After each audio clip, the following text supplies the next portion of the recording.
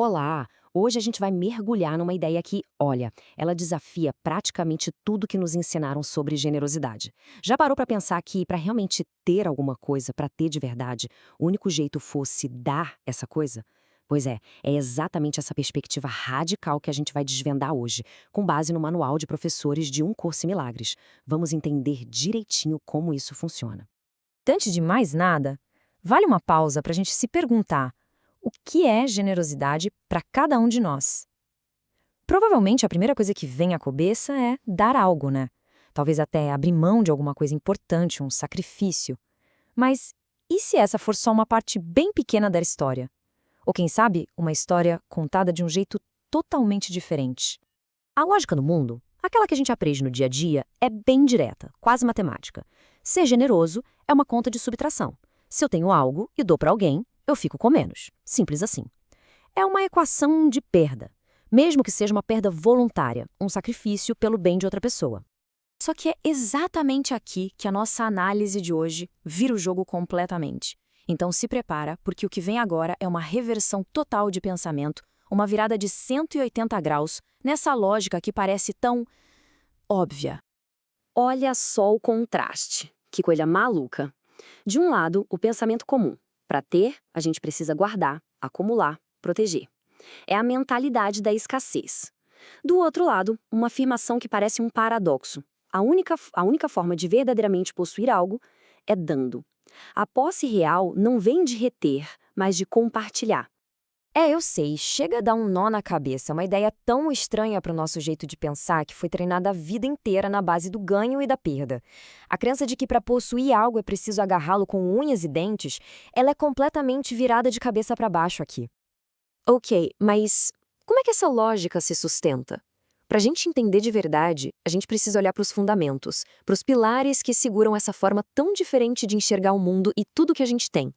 O primeiro pilar de tudo é a confiança. Mas não é uma confiança qualquer do tipo, vai dar tudo certo.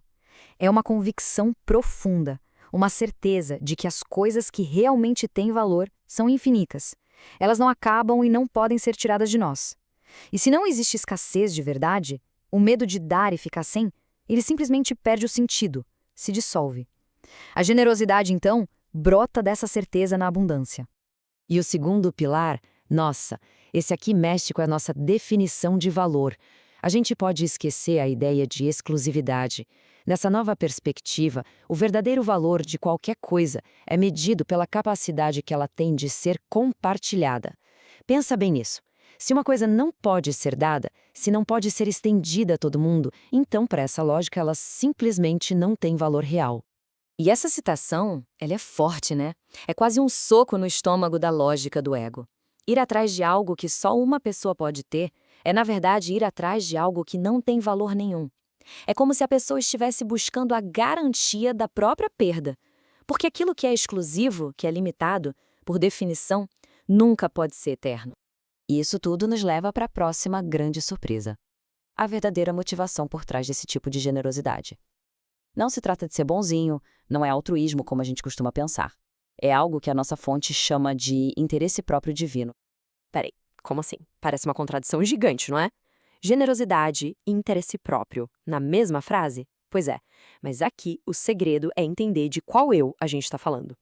E aqui está a chave para entender tudo. Existem dois eus em jogo. Tem o eu do mundo, o nosso ego, que vive com medo de perder. Por isso ele retém, ele acumula e no fim ele sofre. Mas o nosso ser real, a nossa identidade mais profunda e verdadeira, entende que dar é o único jeito de garantir que aquilo que é bom e real permaneça para sempre na nossa consciência. É o interesse próprio que busca a paz, que busca a integridade e não um ganho material. Dar se torna, então, o ato máximo de proteger aquilo que é seu para sempre. Então vamos juntar as peças. Se dar é ter, se o valor real está em compartilhar e se a motivação é um interesse próprio que busca a paz, qual é a função final de tudo isso? Quando a gente conecta os pontos, a gente chega no propósito mais profundo da generosidade dentro desse sistema de pensamento. E aqui está o grande pulo do gato.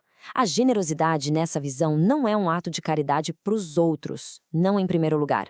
Ela é, antes de mais nada, uma ferramenta, um mecanismo para a gente preservar a verdade dentro da nossa própria mente.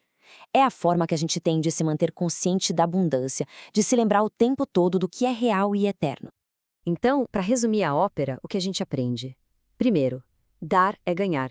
É o único jeito de garantir que a gente não perca aquilo que é nosso de verdade. Segundo, a identidade é compartilhada. Se algo não pode ser de todo mundo, então não pode ser real, não pode ser eterno. E por fim, e talvez o mais libertador, é o fim do sacrifício.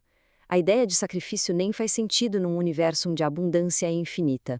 No final das contas, ser generoso é um ato de aceitação.